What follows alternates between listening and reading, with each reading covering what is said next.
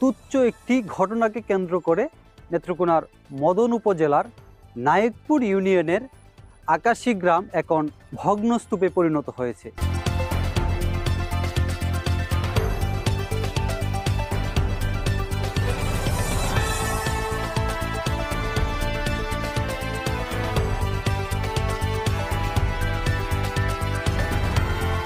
আকার ইসলামের চেরা হ্যাঁ এলাকাটার মাঝে যত কল আছে সব লয়ে গেছে গা।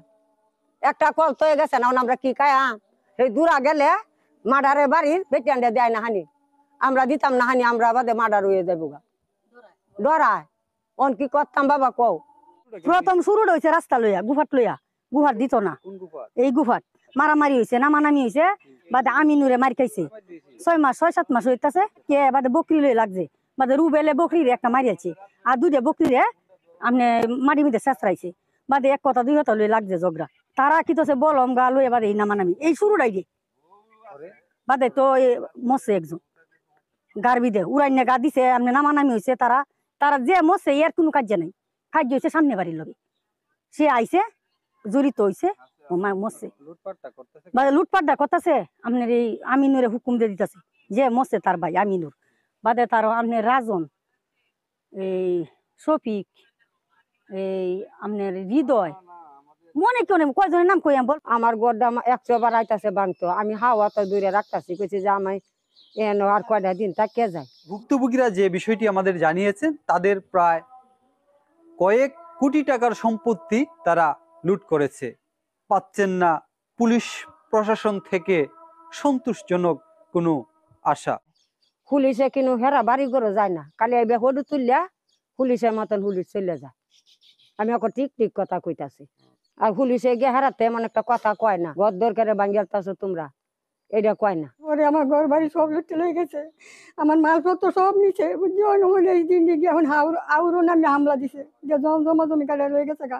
উনি আমার গরু লাগছে, ওনার গরু থাকার কিন্তু ক্ষমতা নাই, ও নাকি বুড়া মানুষ আল্লাহ, তাই কেউ আনি গেছে ওইখানে, তাই ও না আমার কোথায় তাড়াতাড়ি যাও, চলে যাও আমি কি করে যেতাম, আমার বিটা চলে যাইতাম, তুমি থাকতে পারতো না, যাও গা। আমার হুমকি দিতেছে, আমার ঘরে আগুন দিছে, জনগণে সবাই দেখবে না বলে বাঁচাও।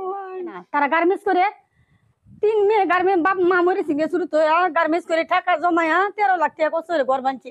তারা হার হয়েছে না গরু আয়া, তারা গরু আইছে না অনু চট্টগ্রাম তারা তাহে শেষ করে সারে দিছে, করে নিয়ে করে চুলমাল করে সারে দিছে।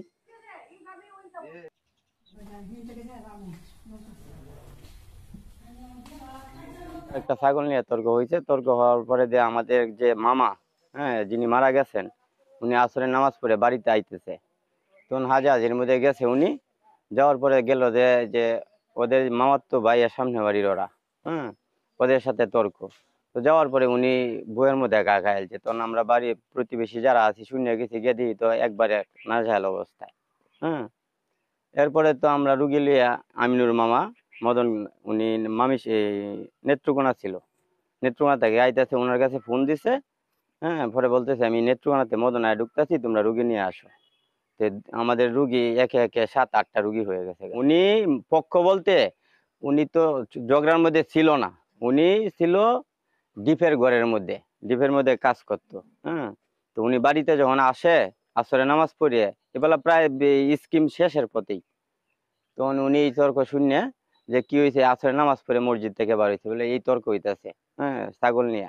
তো উনি আইছে ফিরাই টিরাই দিছে, প্রথম ফিরাইছে, ফিরানির পরে মানে না, তখন একটা মানুষ ফিরাইতে গেলে যখন মানুষটারে মানে না, তখন মানুষটা কিন্তু একটু রাগান্বিত হয়, রাগান্বিত হওয়ার পরে এই লোকটারে মাসে হাতে ধরে গা। হ্যাঁ, ওদের পক্ষ, হ্যাঁ, নাম হইছে গা জুয়েল, হ্যাঁ, এরপরে ফারুক, ওরা গা দিছে বলম দিয়ে মামি সিং নেওয়ার পরে উনি ট্রিটমেন্ট দিছে যে মারা গেছে। হ্যাঁ, মামি সিং নেওয়ার পরে রাস্তায় মারা গেছে না, মামি সিং হসপিটালে মারা গেছে। তো ওইখান থেকে কে বা কাহারাবো মনে করেন এইদিকে কিছু ভাঙচুর করছে, এটা আমাদের কোনো হাত নেই। এটা আমাদের মানুষ মারা গেছে, আমরা কি এই মুহূর্তে কি সম্ভব যে কেডা ভাঙচুর করতেছে, কেডা কি নিতেছে এইগুলা দেখার?